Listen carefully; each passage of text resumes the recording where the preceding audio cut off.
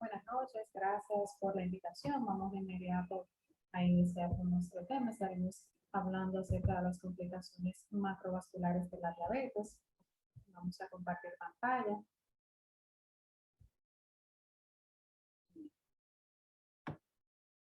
Pues bien sabemos que la diabetes y la enfermedad cardiovascular guardan una estrecha relación. Esto aún más cuando se combina con otros factores de riesgo como la hipertensión, el tabaquismo, la dislipidemia y los hábitos de vida no saludables. La alta morbimortalidad de la diabetes básicamente se debe al compromiso vascular y más del 70% de los pacientes diabéticos pues muere por una causa vascular. Independientemente del tipo de enfermedad, su pronóstico será peor con relación a los pacientes no diabéticos. La afectación de la diabetes puede ser tanto a grandes vasos como a pequeños vasos, pero habitualmente de forma conjunta. Dependiendo entonces de la expresión clínica selectiva de una u otra afectación, hablaremos de complicaciones macrovasculares y complicaciones microvasculares. La diabetes ejerce su efecto en el nivel vascular, a través de múltiples mecanismos etiopatogénicos. Uno de los más importantes, el primero en mencionar, es la resistencia a la insulina. Y es que el estado de hiperinsulinemia y de resistencia a la insulina va a producir alteración a diversos niveles. Uno de ellos es la alteración de la composición de la matriz celular, no solo por un aumento en la producción de células musculares libres, sino también por un aumento en su migración y en su adhesión. Tenemos alteración de las células endoteliales con un fenotipo proinflamatorio y aumento de las moléculas de adhesión, así como los macrófagos también con un efecto proinflamatorio con reducción de la salida de colesterol, finalmente mecanismos que llevan a lo que es la progresión de la aterosclerosis. La resistencia a la insulina, por otro lado, produce activación del sistema renina-angiotensina, que igual que en otras enfermedades cardiovasculares como la insuficiencia cardíaca y la hipertensión arterial, pues va a promover lo que es el remodelado vascular, aumenta la fibrosis y altera la permeabilidad y la relajación de los vasos. Va a tener también un efecto a lo que es el nivel de la trombosis, aumentando lo que es el factor activador del plasminógeno, y con esto promoviendo el efecto trombótico. La diabetes se asocia en más de un 60% a lo que es el síndrome metabólico, y con esto a la obesidad, sobre todo obesidad visceral, que de por sí es un estado proinflamatorio, ejerciendo su efecto por múltiples mecanismos. Un aumento de interleuquinas y de factor de necrosis tumoral, así como aumento del estrés oxidativo y de radicales libres que llevan a disfunción endotelial, y por otro lado, aumentando lo que es la agregación plaquetaria, aumentando los productos derivados de fibrinógeno y promoviendo la procoagulación. Por lo tanto, también tiene un efecto trombogénico importante. Uno de los mecanismos también más estudiados es la hiperglicemia, que se considera como el mecanismo básico de lo que son las enfermedades microvasculares, pero también en las complicaciones macrovasculares por múltiples mecanismos bioquímicos vamos a ver que la hiperglicemia es importante. La hiperglicemia mantiene un ambiente proinflamatorio por mecanismos similares, que es donde intervienen las interleuquinas y el factor de necrosis tumoral, aumentan las moléculas de adhesión celular, promueve un ambiente vasoconstrictivo y un ambiente prooxidativo, y por otro lado también produce agregación plaquetaria, hiperreactividad plaquetaria y por lo tanto un ambiente procoagulante. Por todos estos mecanismos, pues entonces la enfermedad arterial coronaria y la cardiopatía isquémica son la primera causa de muerte en los pacientes diabéticos, con una alta morbilidad y con hasta 5 veces más frecuencia frente a los pacientes no diabéticos. La hiperglicemia se sabe que tiene un efecto directo, una relación directa con lo que es el riesgo de enfermedad arterial coronaria, promoviendo lo que es la aterosclerosis, su progresión y sus complicaciones. Vemos cómo la hemoglobina glicosilada es un predictor independiente de causa por muerte cardiovascular, con niveles por encima de 7 de hemoglobina glicosilada. Vemos que tenemos hasta 5 veces mayor riesgo de muerte por enfermedad cardiovascular y muerte por cardiopatía isquémica. Por todos los mecanismos vistos, pues las placas ateroscleróticas de los pacientes diabéticos generalmente son placas vulnerables, aquellas ricas en lípidos, con una capa fibrosa delgada, con una mayor formación de trombos, mayor inflamación vascular y por lo tanto mayor predisposición a la rotura y a la presentación de complicaciones.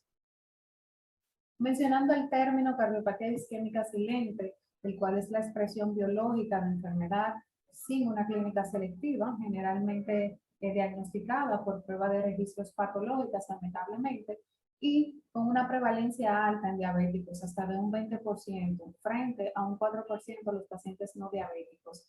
Sabemos que los pacientes diabéticos tendrán ausencia de dolor por diferentes patrones de sensibilidad al dolor o por la presencia de neuropatía autonómica que conduce a la denervación sensitiva.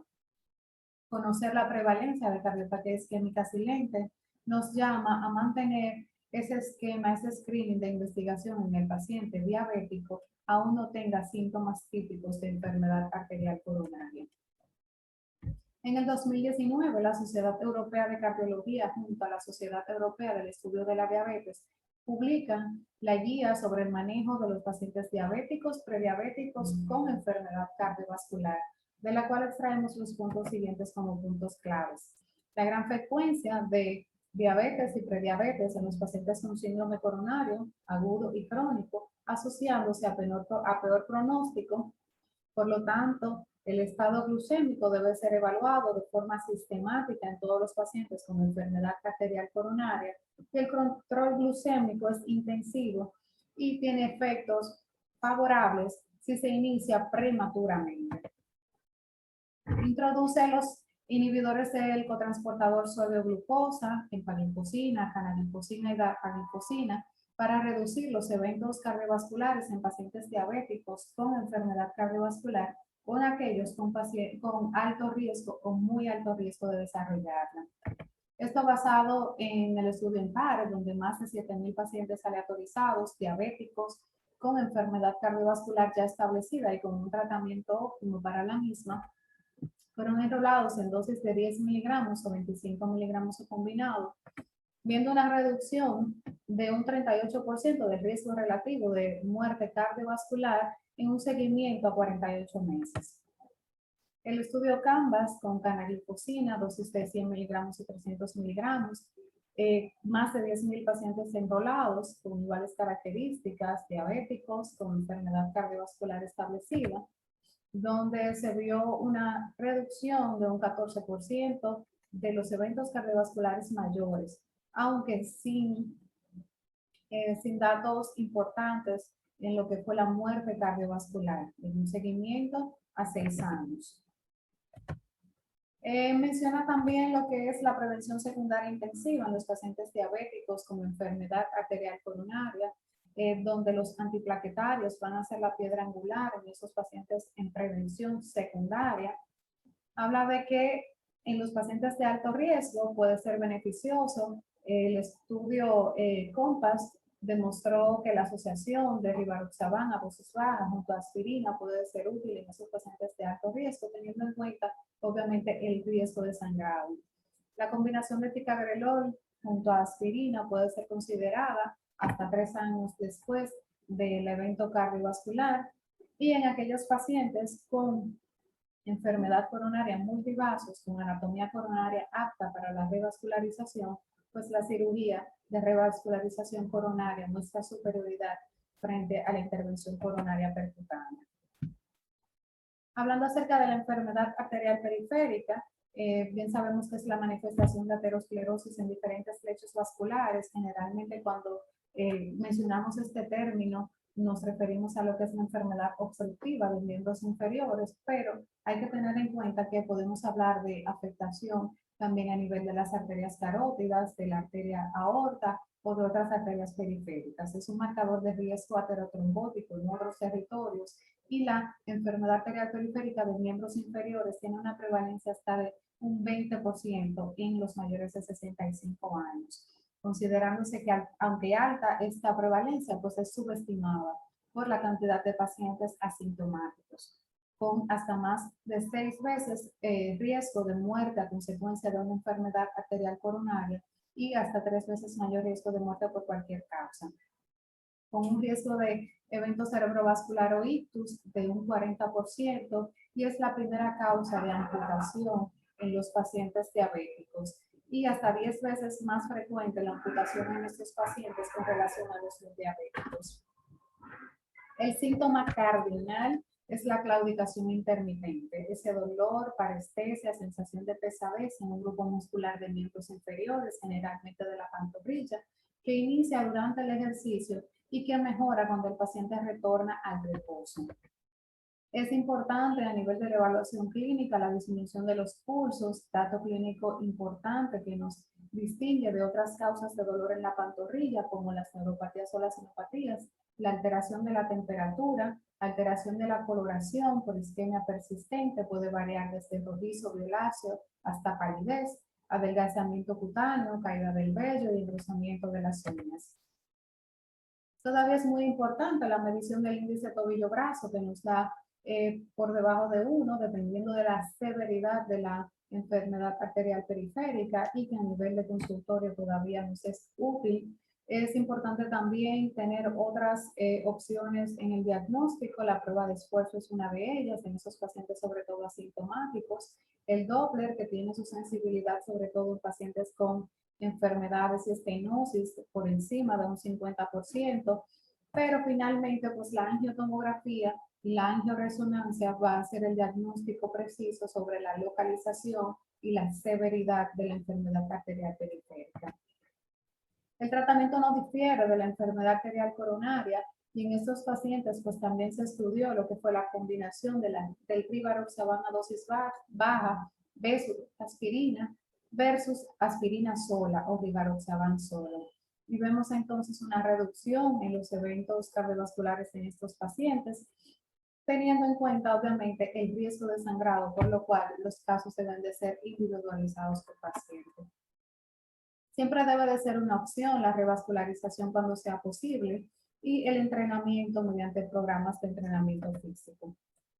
La enfermedad carotidia es importante mencionarla, ya que hasta el 15% de los eventos isquémicos pues, provienen de un tromboembolismo de una estenosis carotidia. Generalmente el tratamiento de los pacientes asintomáticos es conservador, pero debe de formar parte del screening en los pacientes que presentan un evento cerebrovascular isquémico. La revascularización estará indicada en aquellos pacientes con estenosis mayor del 70% y puede elegirse entre la endarterectomía versus la angioplastía con prótesis, dependiendo obviamente de las condiciones angiográficas. El paciente diabético pues tiene una mayor tasa de restenosis independientemente del tipo de procedimiento que se elija, pero generalmente la endarterectomía es más efectiva. En aquellos pacientes con enfermedad cerebrovascular, pues tenemos que tener en cuenta que cuando se asocia la hipertensión a la diabetes, pues hasta 6 veces mayor el riesgo de presentar evento cerebrovascular, mayor riesgo de ictus recurrente y por lo tanto mayor riesgo de mortalidad.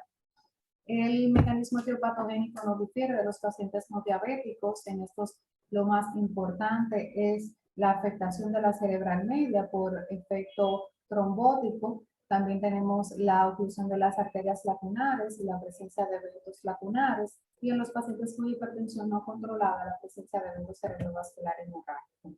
El manejo de la glicemia es lo más importante en el paciente con un evento isquémico agudo, donde la liberación de cortisol y de noradrenalina pues aumentan la producción y descontrolan aún más los niveles de glicemia, que va a tener un efecto muy importante en lo que es el área que conocemos como de penumbra isquémica, produciendo alteraciones metabólicas que van a llevar a muerte celular y por lo tanto esa área pues tenga mayor incapacidad, mayores secuelas neurológicas y por lo tanto también mayor mortalidad.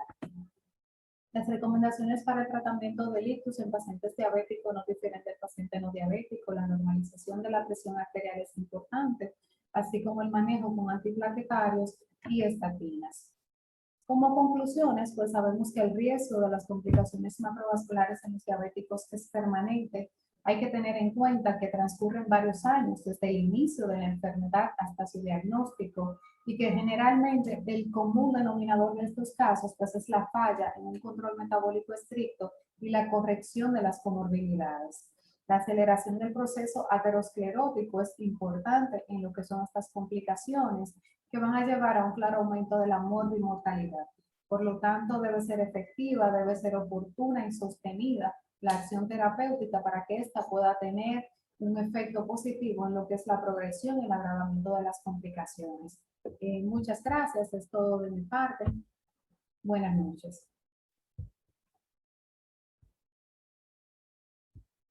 Buenas. Una situación es, quisiera poder poner mis diapositivas, si me dan un minuto, ahora sí.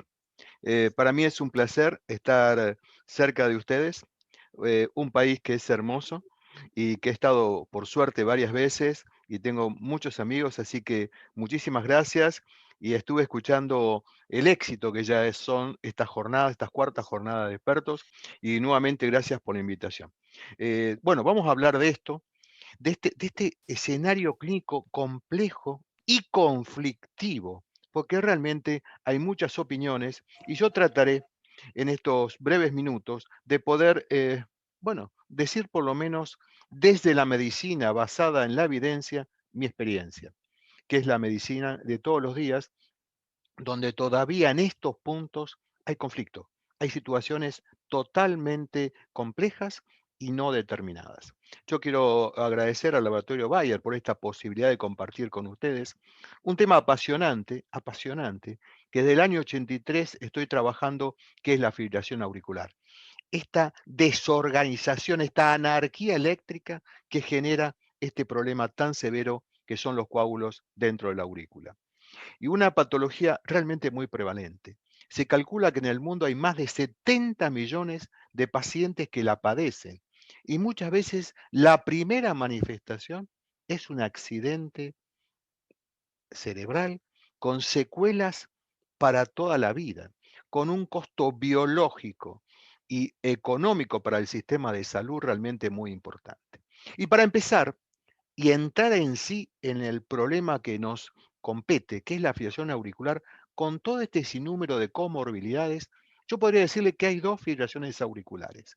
La enfermedad eléctrica, rara, que puede ser un 3% de la población, que son corazones sanos, gente joven, y la otra, la del más del 90%, que realmente, más que la enfermedad en sí, es la consecuencia de una miocardiopatía, de una hipertrofia ventricular, de un infarto, que es la secundaria, que ya de por sí creo que está metida dentro de un contexto de enfermedad global. Y si ustedes analizan el ciclo de la vida de un paciente cardiovascular, la fibrilación auricular está inmersa en cada uno de los momentos históricos, desde los factores de riesgo, hipertensión, diabetes, dislipidemia, obesidad, al desarrollo aterosclerótico, cuando viene el infarto y ya en las etapas finales de la miocardiopatía, como diríamos, terminal, la fase 4, casi el 50% de este grupo de pacientes, casi para un trasplante, tiene fibrilación auricular. Digamos que es una patología inmersa dentro de un contexto de enfermedad cardiovascular. Y es más, como lo estamos viendo en esta diapositiva, es más secundaria o un tema global, la obesidad abdominal.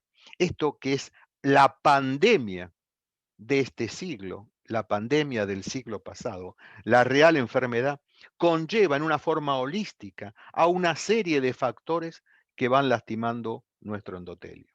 La obesidad lleva al sedentarismo, la hipertensión, la diabetes juntamente con la obesidad y el sedentarismo. Esto lleva a la insuficiencia renal, a la enfermedad aterosclerótica, al deterioro de la función ventricular, la fibrilación auricular. Y fíjense en ustedes, cómo este contexto de situaciones nacidas de un punto, que es esta obesidad mórbida, pero ya no global, sino abdominal, nos lleva al sinnúmero de situaciones que es la traducción de un problema que va a cambiar la historia del paciente.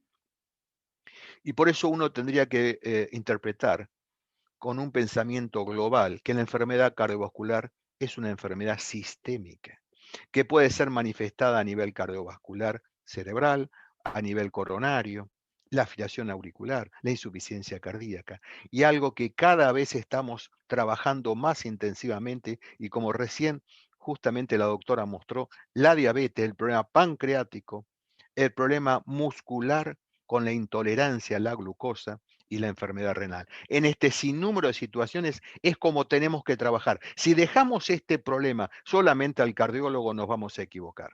Creo que hay que involucrar al diabetólogo, al neurólogo, al que hace vasculopatía periférica, al cirujano o al clínico, y entre todo esto al nefrólogo. De ahí, cuando pensamos en la fibrilación auricular y en el sinnúmero de situaciones que nos afectan, creo que es un trabajo multidisciplinario para llegar a un buen puerto. Y como decíamos al inicio, la mayoría de esta enfermedad de la fibrilación auricular nace con factores determinantes, muchos de ellos modificables, que esto es lo importante. Lo que significa la disfunción endotelial, el mal manejo de la diabetes, el mal manejo de la hipertensión arterial, la inactividad física, el fumar, las estructuras anatómicas cardíacas que perpetúan la enfermedad. Ante fibrilación auricular y persistencia, mayor enfermedad, mayor fibrilación auricular. Porque el determinante de este atontamiento del músculo auricular condiciona más FA, condiciona más dilatación y a su vez mayor perpetuidad de este problema. Los fenómenos pulmonares, el EPOC, hay fenómenos transitorios, como puede ser el alcohol, la cafeína, las drogas, la sepsis, enfermedades inflamatorias. Y hay algunas que no vamos a poder modificar como médicos en ese individuo, como es la etnia, los antecedentes familiares, los que viven en la altura, ser hombre, bueno. Y hay otros que ya superan nuestro accionar médico, como puede ser la polución del aire, que es un problema de salud pública. Que este es un tema no menor en los países del tercer mundo que no estamos cuidando nuestro ambiente de respiración. Y yo quiero traerles un caso clínico. David. David tiene una fibrilación auricular no valvular, es un diabético, es hipertenso y sobrepeso. Esto es muy frecuente. Cuando uno analiza lo que ve en su práctica cotidiana, David es un paciente común que vemos muy frecuentemente en nuestra consulta. Y sabemos varias cosas. Sabemos que hasta 2 de cada 5 pacientes tienen diabetes con fibrilación auricular y aumenta el riesgo de enfermedad cardiovascular. Se asocia con un 11% de eventos graves y un 18% de una muerte cardiovascular. Pero no termina aquí. Esto sería eventos duros. Pero acá hay otro tema que es el problema que nos consulta. El problema de si puede seguir caminando fundamentalmente por la vasculopatía periférica que puede estar condicionando a futuro una amputación, previamente una claudicación intermitente y demás. Este es un hecho muy importante. Y lo que motiva la consulta justamente es este dolor de piernas y esta situación que quiera seguir caminando y a veces no poder. Y acá viene el primer punto. La asociación entre diabetes y fibrilación auricular es fuertísima. Cuando uno analiza el diabético, hay un 40% de pacientes que tienen fibrilación auricular. Este es un número muy importante. Y si ustedes analizan, como factor pronóstico de stroke es 1.7 veces más que el que no es diabético. Miren ustedes que en el chat es más importante la diabetes que justamente la edad, para darle un término. Y también miren a la izquierda el que tuvo un ACV previo. Y si es diabético, esto es peor. Y la diabetes tiene muchas condiciones para generar este fenómeno arrítmico. El estrés oxidativo, es decir, puede generar disfunción mitocondrial, apoptosis celular, este suicidio, este problema psiquiátrico que tienen las células cuando están muy exigidas. Y esto condiciona el remodeo eléctrico. Anormalidad de los canales de calcio. La disfunción autonómica. La neuropatía con alteraciones simpático-parasimpáticas puede condicionar fibrilación auricular. Y esta fibrilación auricular en el paciente diabético es pronóstica. Si ustedes miran las curvas a la derecha, fíjense en ustedes, el diabético con fibrilación auricular en este registro tiene mayor mortalidad. Y a la izquierda, fíjense en ustedes, que tiene mayor mortalidad esta asociación nefasta en el paciente mayor o menor de 70 años. Y también mayor o menor 70 años condiciona otro tema que es la muerte cardiovascular, la mortalidad total y la mortalidad cardiovascular, independientemente de la edad. Aumenta las internaciones, que es un tema muy importante. Aumentan las hospitalizaciones, que es un tema económico para el sistema de salud. Y un tema que hay que ir a buscar justamente es esto. Si uno piensa que el 40% de los diabéticos tienen fibrilación auricular y muchas veces la primera manifestación clínica de su diabetes y de su FA es un cuadro isquémico transitorio definitivo, hay que ir a buscarlo, porque tienen el 50% pocas posibilidades de tener síntomas. Y cuando el síntoma aparece puede ser grave. Y acá está el número de pacientes con fibrilación auricular asintomática. No sienten nada. En estos pacientes es recomendable ir a buscar la arritmia, porque vimos recién que la detección nos hace introducir una terapéutica que puede modificar esta nefasta historia pronóstica. Después podemos discutir cuánto es fibrilación auricular en un estudio Holter, si es más de 15 segundos, más de 15 minutos, o si es la carga total de arritmia. Pero bueno, esa es una discusión que excede el marco porque tengo varios temas más todavía para discutir. Y también hay un montón de métodos, desde muy complejos, los teléfonos inteligentes, enseñarle a tomar el pulso, que es lo más económico, enseñarle a tomar la irregularidad del pulso en aquellos pacientes que tienen manifestaciones por lo menos de diabetes o de hipertensión arterial, porque en esas poblaciones vamos a encontrar mucha incidencia de fibrilación auricular, y aunque sea paroxísticas, y nos vamos a adelantar al futuro de estos pacientes. Y todos sabemos las últimas recomendaciones europeas en este caso, pero también las americanas, las canadienses, etcétera, etcétera, nos dice que si tiene un factor de riesgo o más de un factor de riesgo en el hombre dentro del score chat o uno en la mujer, es recomendable. Pero si tiene más de 2 factores agravantes en el chat, en el hombre hay que anticoagularlo seguro. Hoy no es ético no anticoagular a alguien que tenga más de 2 factores hombre o más de 3 en mujer. No es ético. Y hoy sabemos además que en esta población de diabéticos con fibrilación auricular son mejores los anticoagulantes orales directos que la vieja warfarina. Y aquí vinieron para quedarse. Y ya no es los anticoagulantes orales directos una alternativa. Es la mejor alternativa. ¿Y por qué? Por este tema de son más cómodos, se puede comer de todo. No, señores, por este punto. Porque baja 10% la mortalidad, porque son más seguros, porque baja el 50% el ACV hemorrágico. Y es así que por estas condiciones hoy es indicación 1A en el mundo. Y dentro de la diabetes, los grandes estudios pivotales juntan casi 20.000 pacientes. Y el estudio, y acá viene la pregunta, muy bien, tiene FA, tiene diabetes, ¿con qué lo anticoagulo? Seguro no con los viejos anticoagulantes antivitamina K. Le coloco los nuevos. ¿Cuál? Bueno, yo creo que todavía esa respuesta no la tenemos porque no hay un cabeza a cabeza. Donde se encuentra la mayor población de diabéticos es justamente en el Rocket con Rivaroxaban. Y justamente en este grupo de pacientes, la mortalidad es más baja que con las otras drogas, probablemente porque son pacientes más graves y ante más gravedad, más impactante el beneficio. Y esto es importantísimo, porque este beneficio que se ve tanto en diabéticos como no diabéticos, fíjense que ustedes, que con diabetes la mortalidad cardiovascular es mucho mejor que en el no diabético, porque es más grave y el impacto del rivaroxaban aquí es fuertísimo. Y esto, que saliendo del mundo pivotal o de los grandes trial clínicos. En el mundo real, donde acontecen distintos grupos etarios, distintas poblaciones, distintos médicos en tratamiento, el mundo real dijo lo mismo.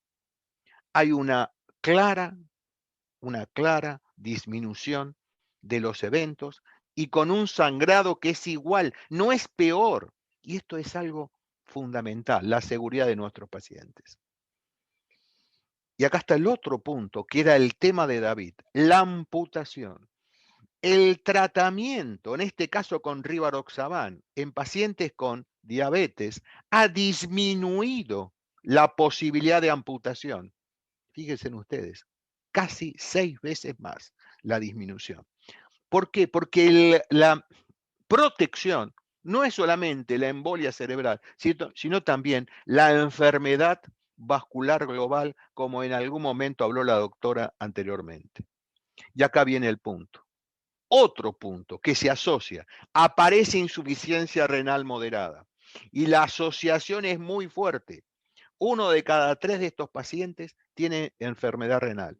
Y la principal causa de insuficiencia renal y de diálisis es justamente la diabetes. Y el gran problema que también tenía David es si va a ir a una diálisis, a esta dependencia tecnológica que salva vidas, pero justamente pierde libertades.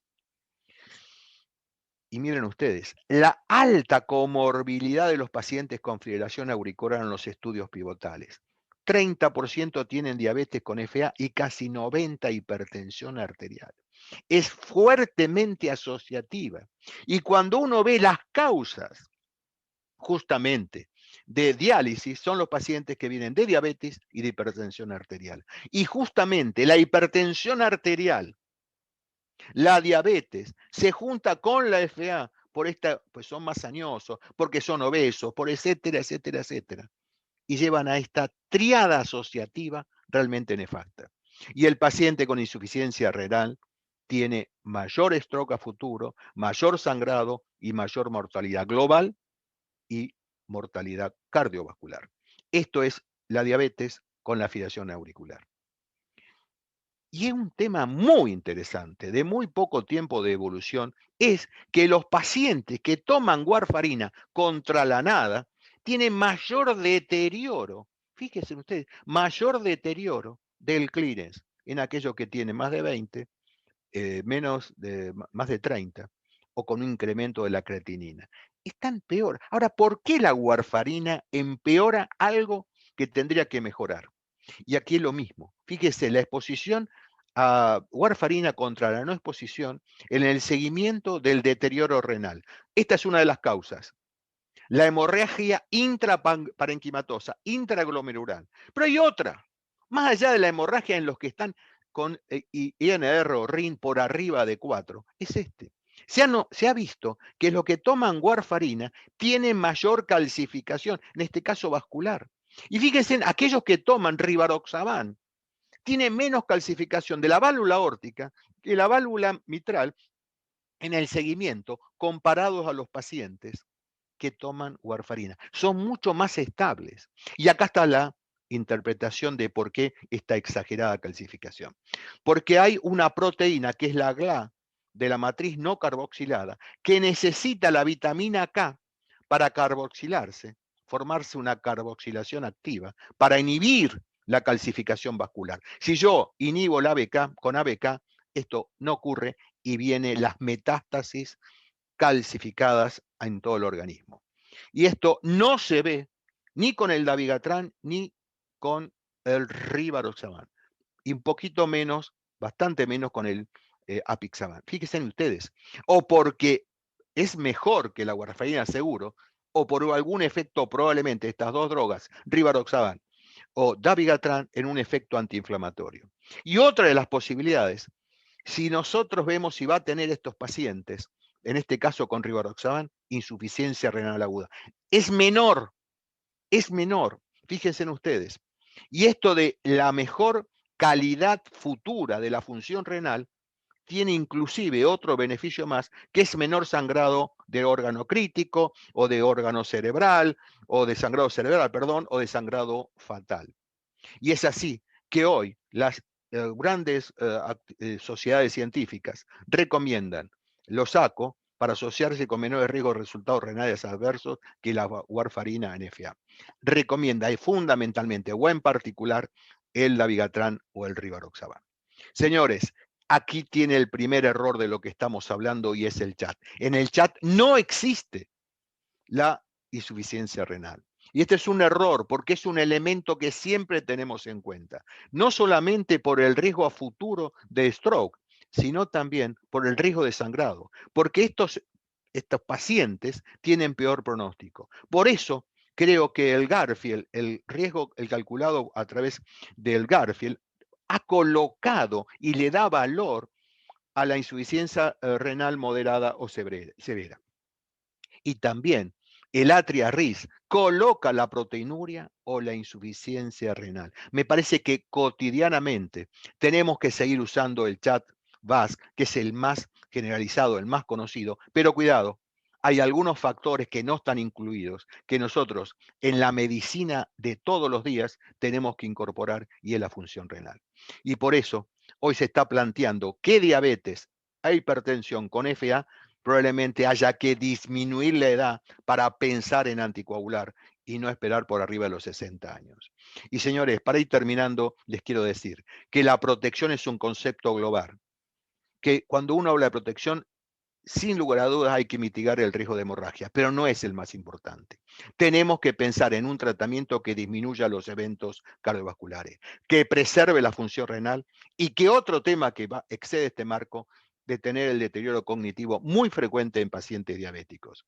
Y hoy hablaba de temas complejos y conflictivos. Y alguien, un director de cine, dijo que la mayoría de la gente huye del conflicto cuando para mí muchas cosas buenas surgen del conflicto. Espero que haya sido útil, por lo menos de mi opinión, de lo que hoy hay que hacer en el paciente con FA, diabetes e insuficiencia renal. Muchísimas gracias y estoy para lo que quieran. Muy amables.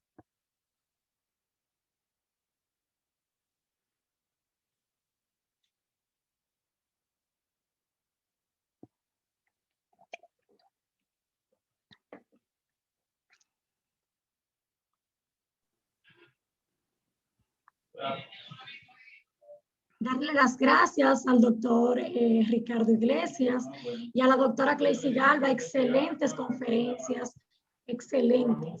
Vemos que todavía no hay preguntas en el chat, pero el doctor Eric Fabián, ¿tiene algunas preguntas? Sí, aquí actualmente estoy viendo una pregunta para el doctor Iglesias y le hace uno de los cardiólogos la pregunta que ¿cuál sería el anticoagulante ideal para un paciente con daño renal para el doctor Iglesias? Si le contesto con la verdad absoluta, gano el premio Nobel de Medicina, porque no tengo esa respuesta. Yo le voy a decir lo que hago yo. Porque en esto de las decisiones hay mucha medicina de la evidencia, y en este caso poca, mucho de la experiencia y hay medicina de la conveniencia. Las presiones que uno exige. La realidad, yo le diría hoy que en un paciente, una cosa es con insuficiencia renal entre 30 declines a 50, otra cosa es por debajo de 30 y otra cosa es en diálisis. Yo creo que en paciente entre 30 y 50, las drogas de elección 30 a 50. Moderado, yo creo que la droga de elección son dos, el apixaban o el rivaroxaban, no el dabigatran, porque tiene un 80% de excreción renal. Y por debajo de 30, inclusive en pacientes muy graves, todavía acá hay un bache. Hay estudios que estamos esperando como el Sareno con rivaroxaban. Uno tendría que usar o rivaroxaban o apixaban. Y yo creo que la warfarina hay que desecharla. Y en pacientes en diálisis es el gran agujero, y a lo mejor hay un grupo importante de estos pacientes en diálisis con alto riesgo de sangrado, que a lo mejor lo que hay que hacer es hacer el cierre de la orejuela. Y por supuesto, tanto el rivaroxaban como el apixaban, reducir las dosis. Y creo que la diferencia ahí pasa por un solo punto. un solo punto, que es la adherencia. Una vez por día o 2 veces por día. Los pacientes en insuficiencia renal están con tratamiento antihipertensivo, ya se lo digo seguro, están con seguro con tratamiento hipolipemiante, son diabéticos, es decir, hay una serie de mecanismos de drogas que si le agrego algo más, probablemente no esté bien anticoagulado por este tema. Ok, muy bien, excelente respuesta. Galva, tú... La tuve que poner en mute, por Dios, yo voy a hablar ahora, quítame a Dila. Ramírez, ¿tú tienes alguna pregunta para la doctora Galva?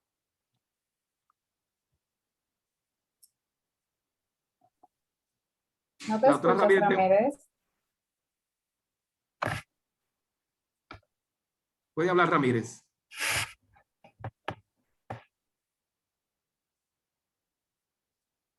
Bueno, a lo que Ramírez continúa. Ya, Fabián. Ok. Aquí hay algunas felicitaciones en el chat, tanto para el doctor Ricardo Iglesias como para la doctora Claycy Galva. Varias felicitaciones de diferentes médicos. Y hay otra preguntita que dice que en cuáles pacientes específicos debemos considerar agregar rivaroxaban más un antiagregante plaquetario. Ya usted le dio la foto.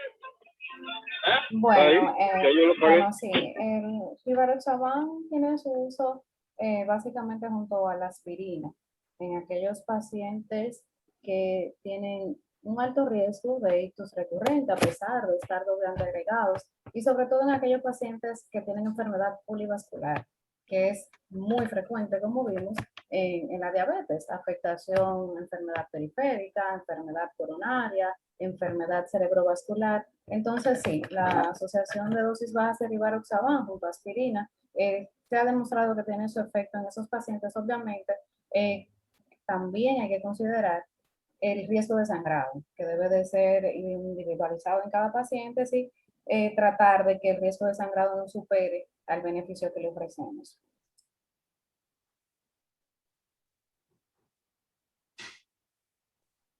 Muy Excelente, bien. doctora Galva. Si tienen alguna otra pregunta. Tenemos otra para el doctor Iglesias. Alguien formula la pregunta y dice que él tiene un paciente con warfarina y quisiera pasarlo a un anticoagulante oral. ¿Qué usted le recomendaría, doctor Iglesias? Bueno, me encanta la pregunta, es bien práctica y es una pregunta fundamental porque es el gran problema que ahí tenemos y es el sangrado. Muchas veces hay un desconocimiento de este pasaje. Yo lo que le diría es, lo que tiene que hacer es suspender la warfarina, pedirle a las 48 horas un INR y cuando el INR está por debajo de 2, ahí comience con el rivaroxaban o el apixaban o en el dabigatran. Dele tiempo porque en esa simbiosis, ¿qué hago yo? Al paciente le hago suspender y le pido por lo menos ya la receta de 2 INR. Uno a las 48 horas, si el INR ya está en los logros que yo quiero, comienzo con la medicación y por ahí si no da, le digo otro dentro de 72 horas. Por ahí hay que hacer 2 o 3 hasta lograr el objetivo para poder prevenir un sangrado innecesario de juntar 2 anticoagulantes con vías distintas de acción. Me parece que esto es fundamental y le agradezco la pregunta porque me parece básica, que es el sangrado que tenemos que proteger. Muy bien. Excelente respuesta, doctor. Vamos a ver, doctora Ramírez, ¿le tiene alguna otra pregunta para los participantes? Hay otra preguntita que formulan y es que si al modificar los factores modificables en la fibrilación auricular, esta podría mejorar o desaparecer y el paciente volver a ritmo sinusal. Sí, sí, claro, claro. La verdad me siento muy feliz de muy buenas preguntas y los felicito. Estas son las preguntas que nos hacemos todos los días. Uno tiene que entender dónde estamos parados con la fibrilación auricular en la historia de ese paciente. Si tiene paroxismos de fibrilación auricular, no le quepa duda que estos cambios en la obesidad, dejar el cigarrillo, etcétera, etcétera, va a disminuir la posibilidad de hacerse permanente o persistente. Si yo tengo un paciente que tiene 5 años, 3 años de fibrilación auricular, con una aurícula más de 45 milímetros, 4.5 centímetros, lo ideal es el área, pero todos hablamos de diámetro anteroposterior y lo más probable que bajar el factor de riesgo no sea para revertir la FA, sino es para revertir la enfermedad vascular coronaria y demás aterosclerótica, pero no va a cambiar la FA. Yo creo que ahí tiene mucho que ver dos factores: tiempo de evolución de la fibrilación auricular y tamaño de la aurícula.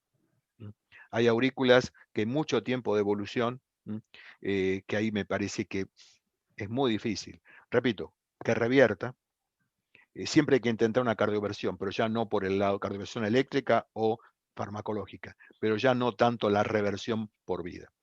Me parece que tiene mucho que ver, repito, tiempo de evolución de la fibrilación auricular, y el segundo punto es el tamaño de la aurícula para decir si cambio el factor de riesgo. Hay un estudio que se llama Legacy, que bajando 7% el peso, hay una disminución casi del 60% de persistir una FA. Controlar la presión arterial en los pacientes con FA con una aurícula moderada tiene casi 60% de disminuir la posibilidad de hacer, y así podemos hablar de hacer una persistente. Pero siempre ese punto, siempre el punto de dónde estamos parados con la FA. Muy bien. Doctor, aquí en el chat veo una última pregunta que le hacen. Dice el doctor. Doctor Iglesias, ¿cuáles factores usted considera para elegir un anticoagulante oral directo, ya que hay varios en el mercado? Otra pregunta para premio Nobel. yo le digo la realidad. Le puedo dar un nombre, 2 nombres, 3 nombres, pero la verdad que no trabajo así. Yo creo que, primero de todo, no hay un cabeza a cabeza. No hay un estudio, este es mejor que el otro, y todo lo que digan, porque no hay un cabeza a cabeza. No hay un cabeza a cabeza. Fíjense en ustedes todo lo que queríamos en el ticagrelor, hasta que vino Elisa React y dijo: señores, cuidado, que el prasugrel no es tan malo. Para decirle, y fue el primer cabeza a cabeza entre dos antiagregantes que peleaban su tema. Me parece que como no hay cabeza a cabeza, lo que yo tengo que buscar es mi paciente en qué estudio pivotal se encuentra. Es decir, si yo tengo un paciente de gravedad con ACV previo, insuficiencia renal, diabetes, ¿dónde está la población de mayor riesgo? Con stroke previo, 54% está en el Rocket.